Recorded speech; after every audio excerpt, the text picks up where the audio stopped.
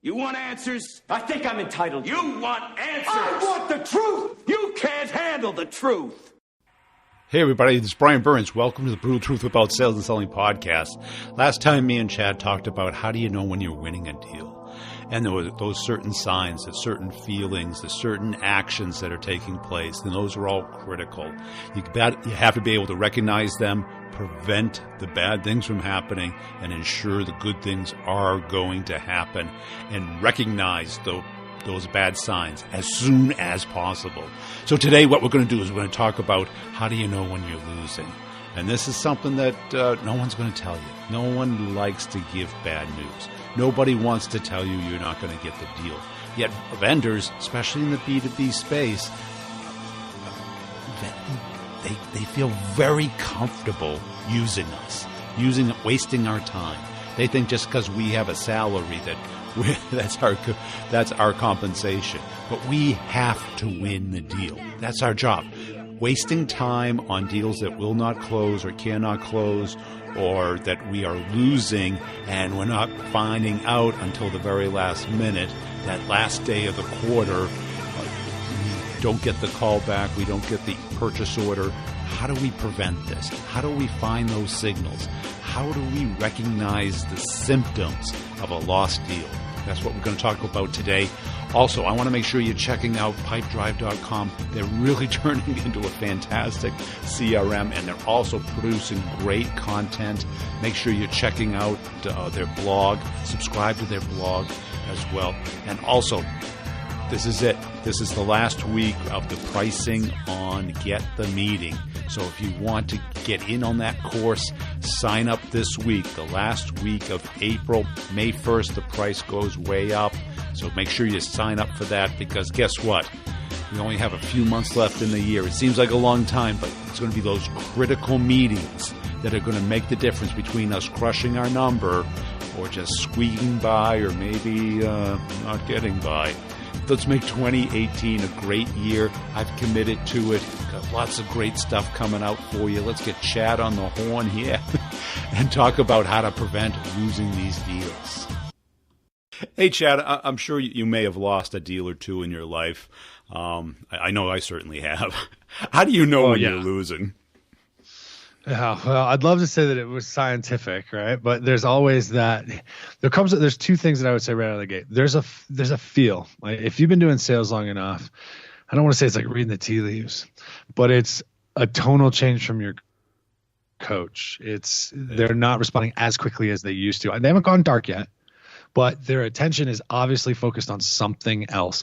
And the pauses between those interactions increase until they either stop or you get the call, we're going with a competitor. So there's this timing of communication and this gut feel as a result of that, where you just know you don't have this deal in control, right? Somebody else has hit on something, captured attention, shown more value than you have, or has a higher level coach, right? Which happens a lot too.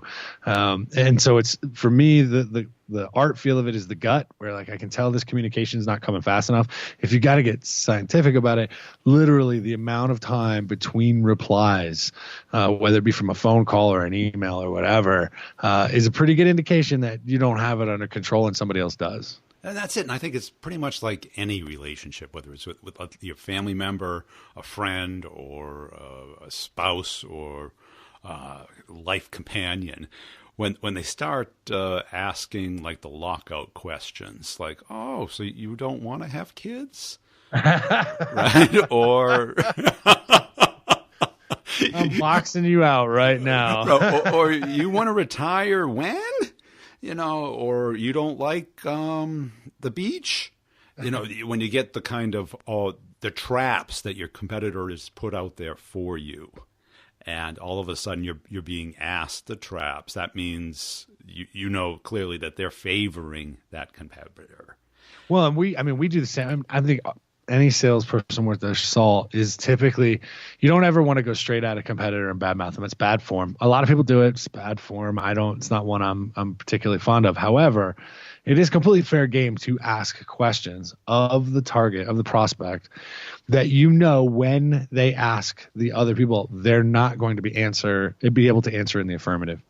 or be able to demonstrate that capability, right? Or respond to it. So we set them 2. And it just depends on which set of traps they're going to use. And if we're the ones that all of a sudden find ourselves in the minefield, that's just not where you want to be. It means crap. Somebody's got a better relationship, or they've somehow positioned or triangulated better in the organization, and so they're feeding these questions to the prospect, so that the prospect can come to their own conclusion that this company A, no, I'm going to go with company B. And that's it. So you've got to be able to set those rules. And if you let your competitor do it, you're reacting to their rules. And you've got to be prepared for what those things are. And I was always in, highly technical, highly competitive. There was like 2 or 3 players, and you knew exactly what the competitor was saying. So I didn't even preempt it. Say like, they may say that we're underfunded, but we're growing at such a rate that we don't need funding, or that the customer support capabilities have doubled in the last quarter. Any weakness that they know about you, because they do their research, and they're just as hungry as you are to get the business. There's only a handful of in-market people who are going to close in the next 90 days, so they're putting their best effort against that. But when you're hearing it and they're not believing you, or they're not buying into your answers, that's a real good sign that you're not getting anywhere with this company. Yeah, it's interesting when we talked about, we did the winning stuff. We talked about that. They bring in more decision makers. That's a positive sign. One of the signs that I've seen often when they're trying to block you out is now all of a sudden there aren't high level people that you need to talk to, but all of a sudden there's like 4 or 5 other low level people that you now need to speak with, and it becomes.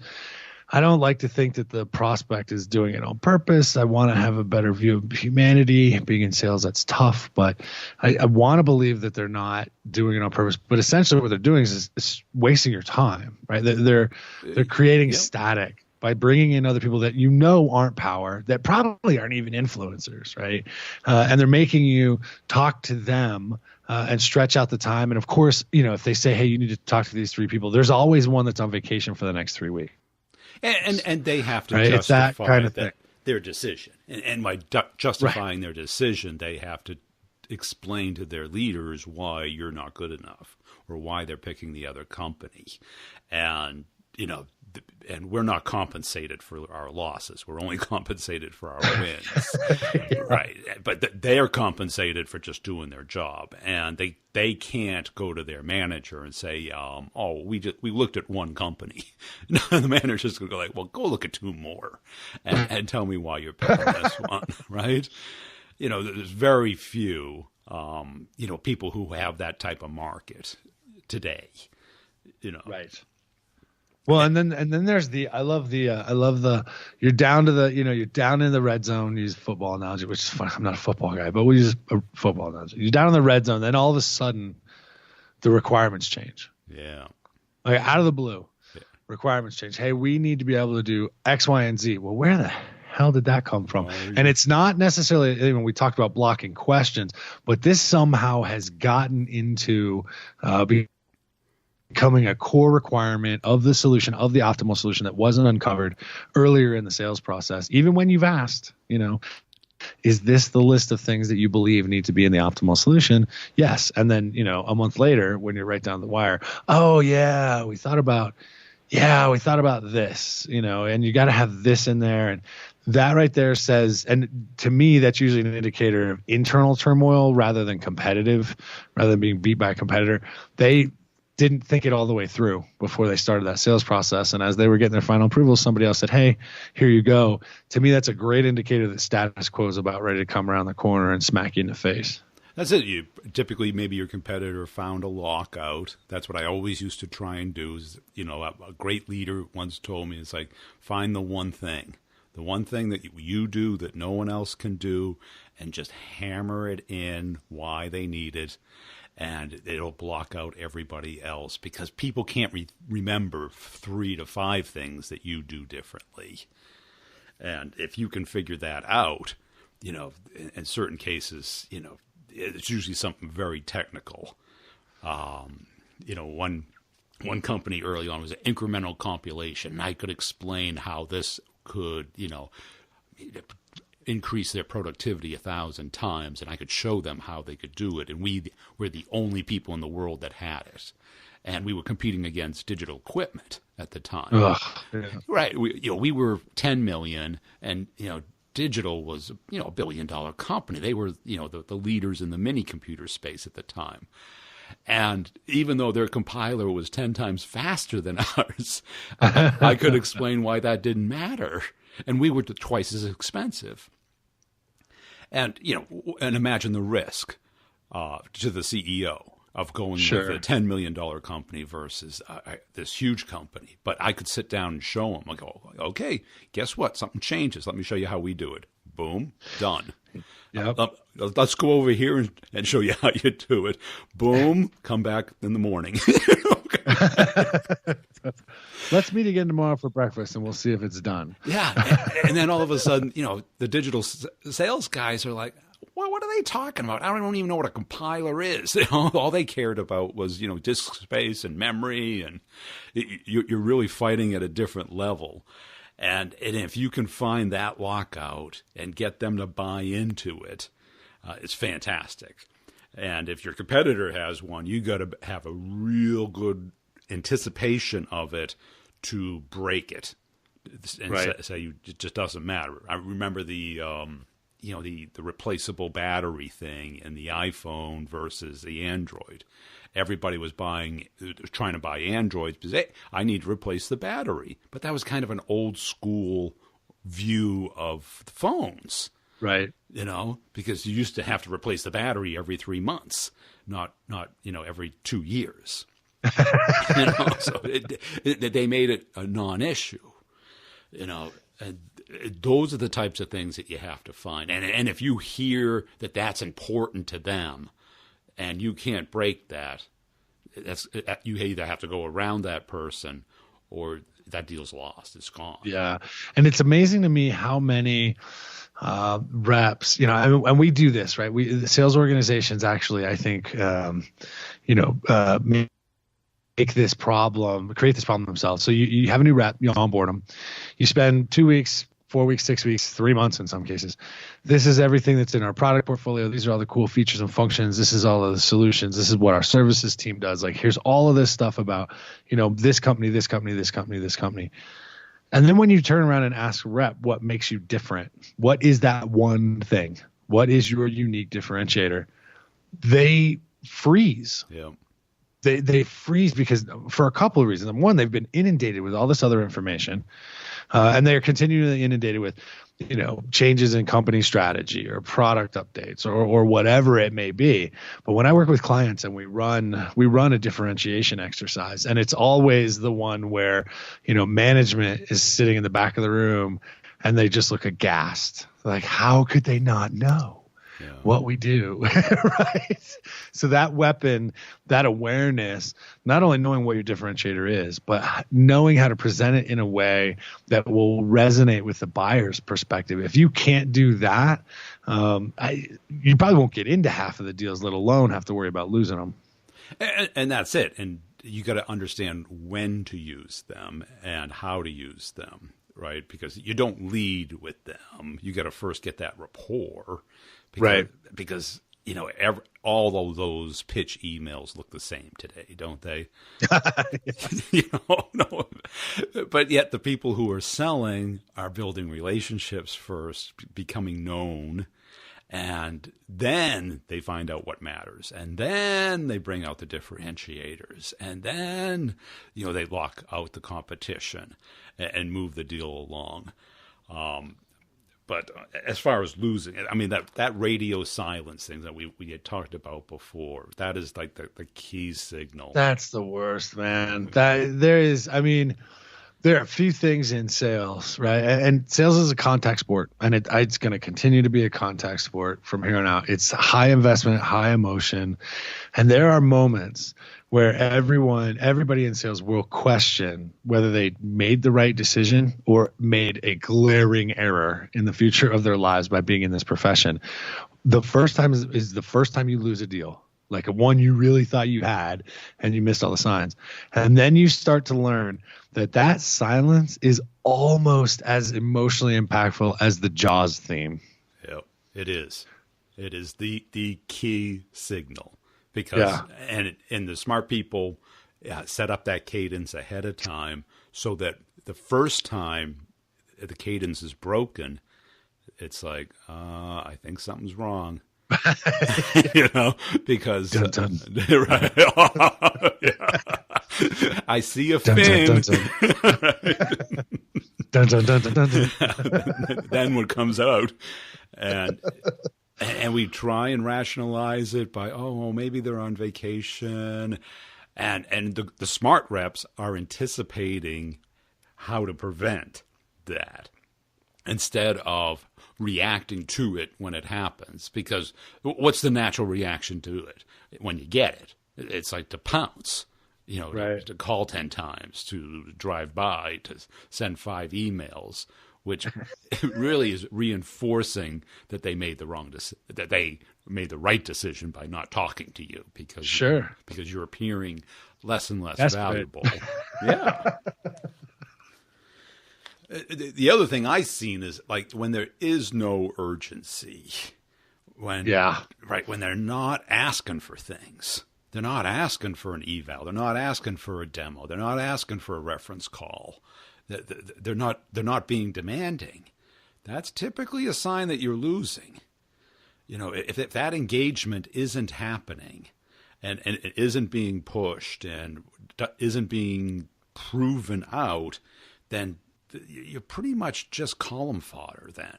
And if you're column fodder, not only are you not going to get paid on the deal, they're going to soak up all your time. Oh, yeah, there's nothing worse than, and it's why I struggle with RFPs, right? I know how to respond to them. I know how to break them. I know how to reorganize them. My initial reaction is if I wasn't aware it was coming, like if it's a blind RFP and I wasn't aware it was coming, I just naturally assume, look, I'm column fodder. So I literally will ask the person right out of the gate, look, if you just need numbers to check off a box and you guys already know who you're going with, just let me know. I'll shoot you some numbers. If you're serious about this, then it's a different conversation. And that's going to require us to have, a couple more collaborative types of conversations in order to make sure we come up with the right solution for you rather than just follow the strict structure of this RFP. Are you willing to do that? If the answer is no, then I'm not spending the time. Or if the answer is yes, you're column fodder, great. I'll send you some numbers, highly inflated, of course. Send you some numbers and let's move on. Because I don't want to. There's time is the one thing we can't get back, and in sales, it is just so critical to protect it. It is, and I consulted with a services company, and they would get these responses, and they would do 50 of them a month, and I go, how do they get your name? Do you know anyone there? If you don't know any of that, are you calling in to say just demand? A conversation to see if you're even qualified. If you're not, then they were hiring people to write these responses, and I'm like, oh my God, this is not how you build a business. If you aren't, in the beauty contest, don't bother putting the bikini on and singing the song, right? You're not even in the room, right? Right. You just, look, I got invited to this thing. Congratulations. Yeah. And I see a lot of people get excited, but you're right. You got to have that call. And, I used to just throw them out or just ignore them. And they would say, well, you're not responding. And I go, respond to what? I have no idea what you're asking for. Yeah, right. I mean, this is hundreds of thousands of dollars and you don't want to talk to me?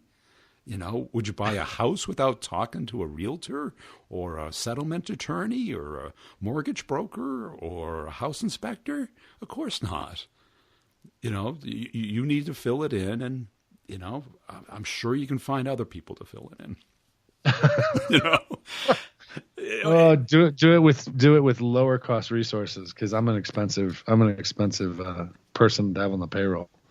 And that's it. And also on, you know, even on the kind of more tactical side, when you immediately, all they want is a quote.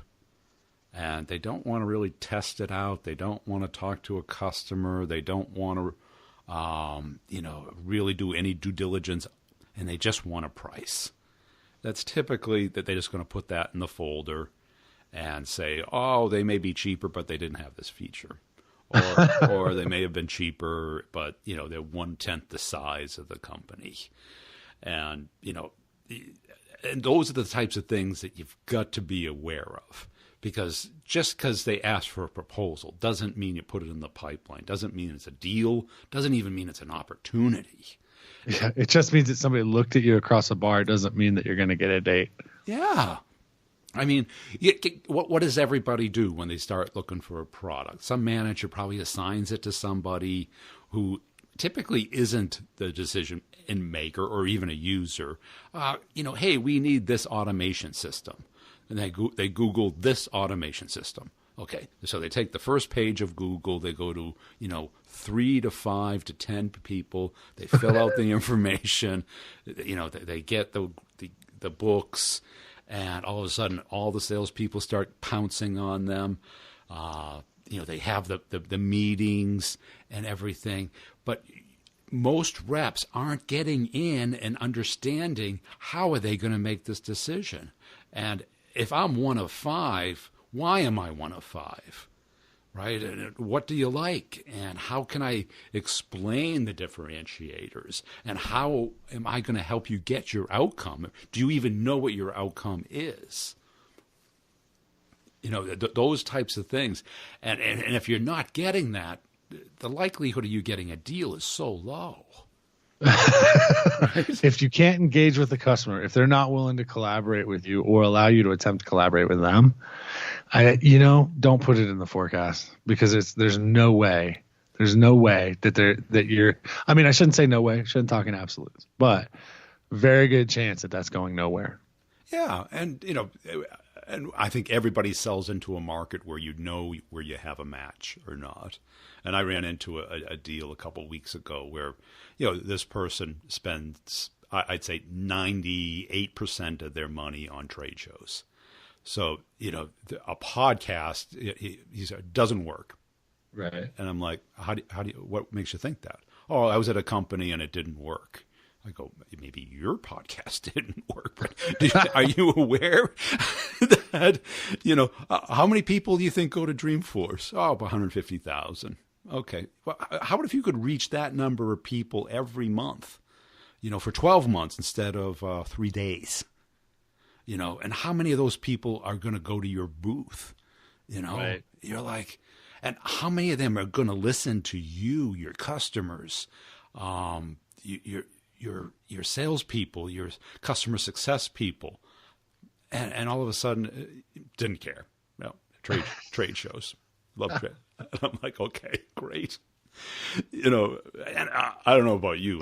Trade shows for me are just like nightmare. I'm like, yeah, man, it's got to be one that's going to have, you know, phenomenal content that I'm actually going to get something out of, because a lot of connections get made, but I find that a lot of, you know, it's great for, you know, networking and business or relationship development, but I don't see a lot of business getting done. That's it. I always say, find the hotel across from where they're having it, get a nice suite, and, you know, have a couple of happy hours, a couple of breakfasts, invite people over, put all your money on that. Because it's great to have people in one location. But if you want to hear Seth Godin's talk that he's been given for 15 years, you can it's on YouTube, you know, 1,000 times, right? Oh, no kidding. You know, and I've gone to one. Last year I was invited to sponsor one, or, you know, to help promote it. And, you know, each speaker gave the identical speech that's on YouTube five times. word Right. for word. So there's, content? No.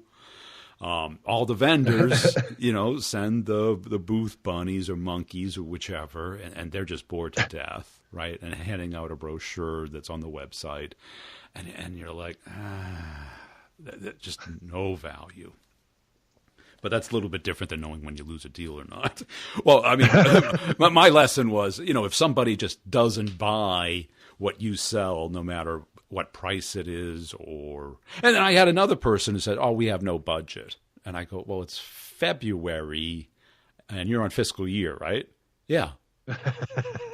No budget. You still got budget. Really? None. If they're not in the buying window, if they're not, you have to. It's why it's so important to DQ them out. Yes. Just as important as it is to move them into the pipeline, because you need to use your time effectively. Right. Because when you're winning, those matter. And I've always said it's like prioritize your deals chronologically on when they're going to close. Not by size, because so much stuff can happen. Because a bird in the hand. What a lot of reps do is they find the elephant, and they go, "I'm going to close the elephant this year," and it might be December 31st, but I'm going to close it, and they ignore a lot of little deals that can close if they just put a little bit more effort into it. Medium deals that can close, and one of my best managers says, there's the elephant hunters, and then there's the order takers. I want to do them all. And he taught me, he goes, just do it chronologically, and what you'll find is the natural progress will be that the deals that can close will close, and the ones that can't or will take longer, they're going to take longer, and you wouldn't have gotten them anyway. So look through your deals. See if you have any of those symptoms. Are you getting radio silence? Are they unwilling to commit to a next meeting? Are they raising lockouts that your competitors to have? Are they raising issues that you never heard before? Are they blocking you from going higher in the organization?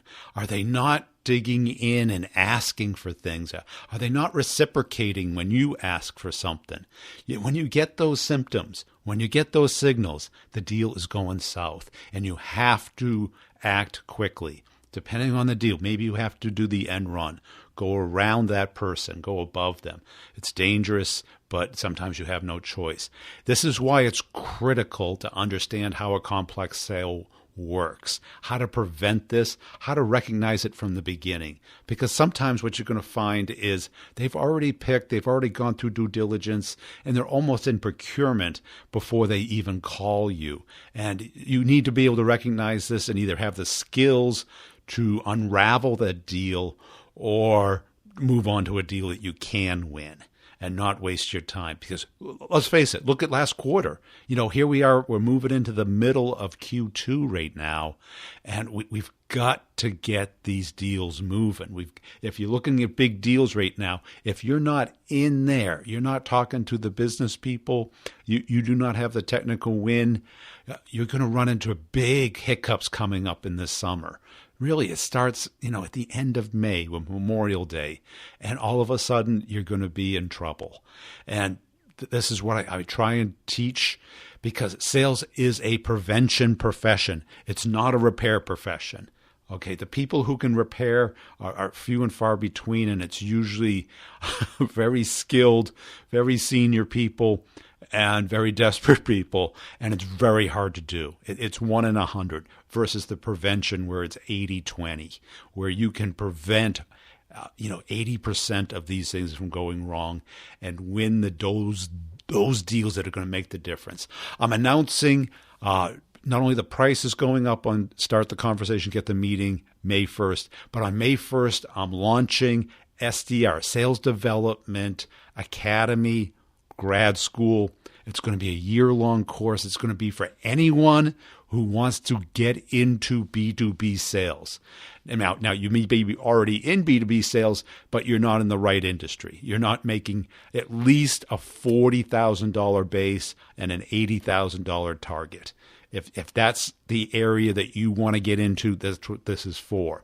If you have friends getting out of college and they don't know what to do, tell them about this course. It's going to be a year-long course. You can start anytime you want. The year is from the time you start, not from the time I start. It's going to have lots of office hours. It's going to take you from, not knowing anything about sales to being someone who can get a job as a sales development rep in the hottest industries out there. Look on LinkedIn, search the number of jobs in your area for sales development rep, business development rep. It's the same role. Unbelievable demand. So the demand is there, the supply isn't. This is one of the most unique situations in sales today. And this is the opportunity to do it, because I take you from being a barista to being a sales development rep. And literally within 60 days, you can get a job. And I'll show you how to get a job. I'll show you how to find the company. I'll show you how to get an interview. I'll walk you through the interviews. I'll tell you exactly what they're going to ask you, what you're going to answer, the whole process. It's a hand-holding process. It's going to be, group type office hours. It's not one-on-one. It's one-to-many.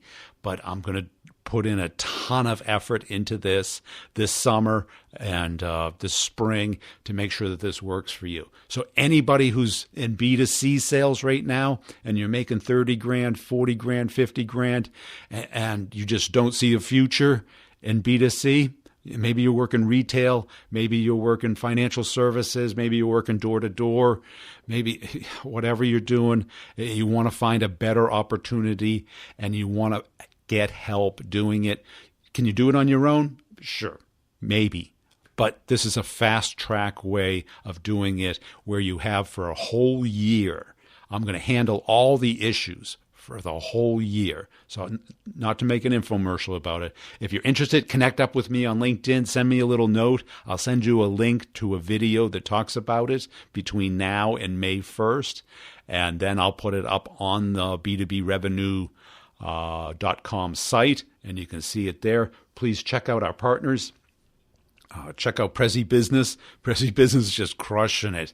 Unbelievable when you send a presentation, and you can see exactly who they sent it to, how far they've gotten through it, what they liked, what they didn't like, how many times they went back and forth on different topics, so you can tell what they care about. Definitely check it out, and we'll see you next time. Also, if you want to see who's going to most likely buy or not buy, check out the B2B Revenue Leadership Podcast this week. I talked to Discover.org. They shared the statistics on exactly what are the symptoms. Also on the sales questions, brutally honest answers. I'm answering questions about cold calling. Oh, God, how to open a cold call. I mean, Gong did a great post last week, and even their best answer wasn't that good from my perspective, because I've been doing it for 30 years. I have a nice, unique way of doing it. Check out that podcast. See if you like it. See if you can optimize it, come up with something better. Sales is changing, folks. It is changing so fast, and few are recognizing it. What I'm trying to do is really help you recognize it and take advantage of it for when it makes sense. Thanks for listening. Connect up with me on LinkedIn, and please share the content and tell one person this week about the brutal truth.